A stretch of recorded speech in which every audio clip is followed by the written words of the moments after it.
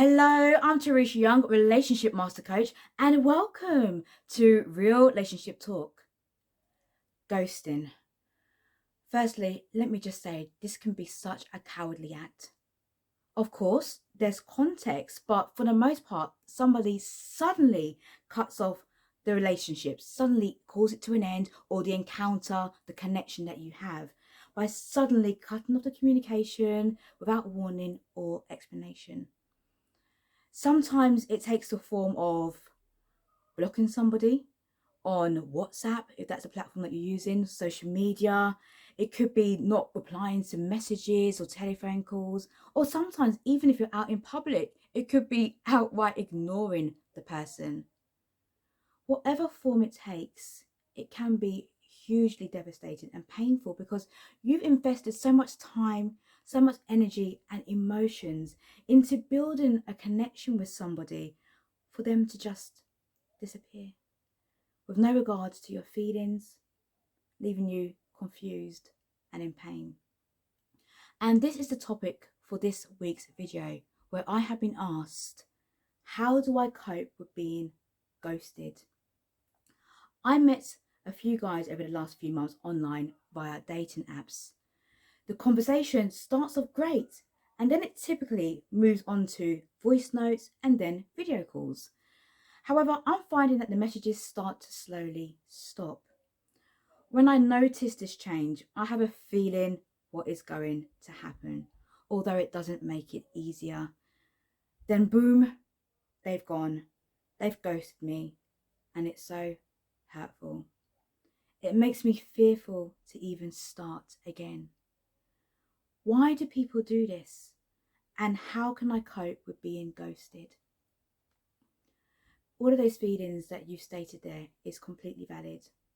Being hurtful, fearful to even start again. And I'm sure many people listening to this video can completely resonate with that. Now, there can be so many reasons why people ghost. Let's look at one part. They could be having a life situation that they have to deal with and they haven't communicated it to you, but they've got something going on. You just never know what is happening in people's lives. Oftentimes, it's a case that people don't like confrontation or difficult conversations. And it's because they are fearful of the other person's reaction.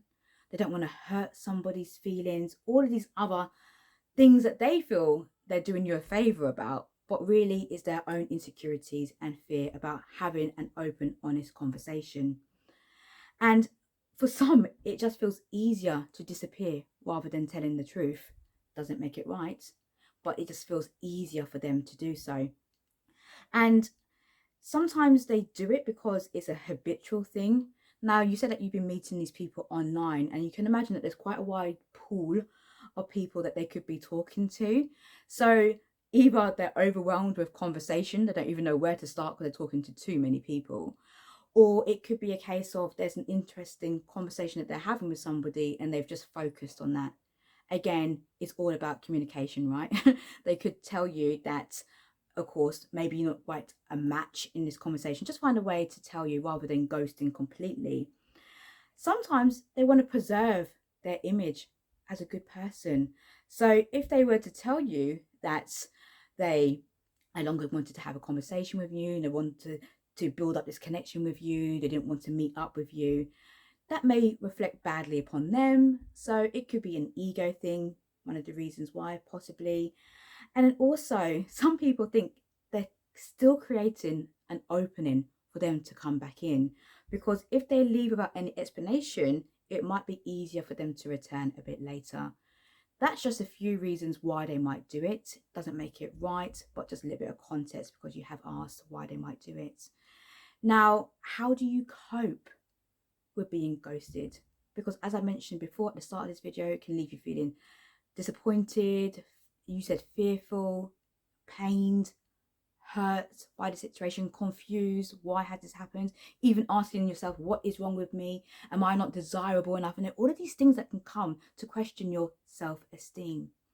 So one of the things that you can do to help you to cope with being ghosted is to firstly think about the way that you are thinking about the situation. So there are 3 stages that when I speak to my clients, my coaching clients, about to help them to manage their thoughts and to have positive thinking. Firstly, if you're having thoughts and feelings of being hurt, confused, undesirable, perhaps frustrated, fear, acknowledge it. The key thing is to acknowledge the thought that you're having and to respect it, and understand that it could be happening for a whole reason of things. Sometimes we are being triggered because it could be past experiences that are coming into our current experiences too, and certain patterns that we have that we need to address. Sometimes you might not feel like you want to resolve it then, but you may want to resolve that thought and that feeling at an appropriate time in the future. But give yourself permission to have those thoughts, to witness it, to respect it, to acknowledge it, but not to be dominated by it.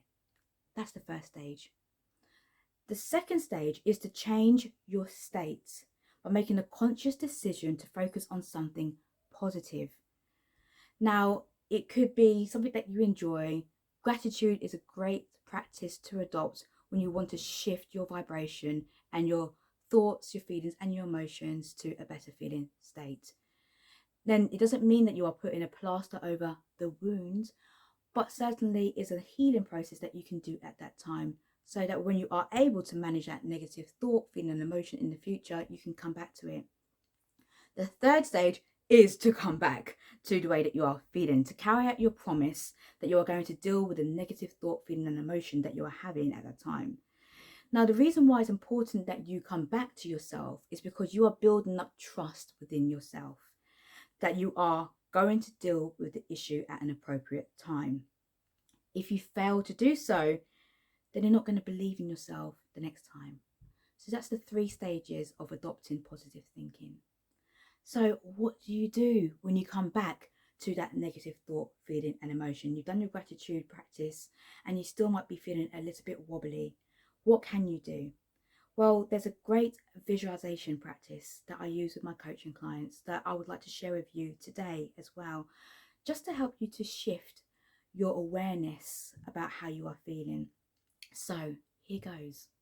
So whenever, and you can use this in any aspect of your life, it doesn't have to be just for ghosting, but whenever preconceptions, negative emotions, and intrusive thoughts come to you, practice letting them pass. This is not suppressing them at all. You're not putting them down. You're not saying, I'm not acknowledging you. You are actually acknowledging them, but you're not suppressing them. Instead, you are becoming conscious of them, but you're not giving in to them. You're not allowing them to dominate you. So imagine yourself standing at a train station platform. As a train passes, imagine each thought and each carriage that goes past you is a thought, it's a feeling, or it's emotion. So just picture that train, and each carriage that's going past is a thought, feeling, or emotion. And it has whatever you're feeling or whatever you're thinking at that time in great big letters on the side of the carriage. For example, you might see stress, you might see anger, you might see failure, you might see fear, you might see, I want to get revenge, I want to hurt them back. Whatever you're feeling, see that on each carriage as it passes. And you acknowledge it. You acknowledge each and every one. As they pass, you wave them along. Wave it, keep waving, until the train eventually leaves the station and it disappears. Because thoughts, feelings, and emotions, they are real to you, but they just pass, just like the train. And keep practicing that exercise. It's a really powerful visualization to do, just to witness them going. And that can actually help you to feel much more uplifted in the present moment. Because as you do that, you are training your mind to operate differently in response to intrusive and negative thoughts, perceptions, and emotions. Keep doing it. Keep doing it. Keep doing it. You might even want to witness the person's name on the side of that carriage if it's ghosting, just going past as well. Just let it go. Now, I would encourage you and invite you to do that in all life situations when you're not feeling so good about yourself. It's a powerful visualization technique. Ghosting is not a kind thing to do.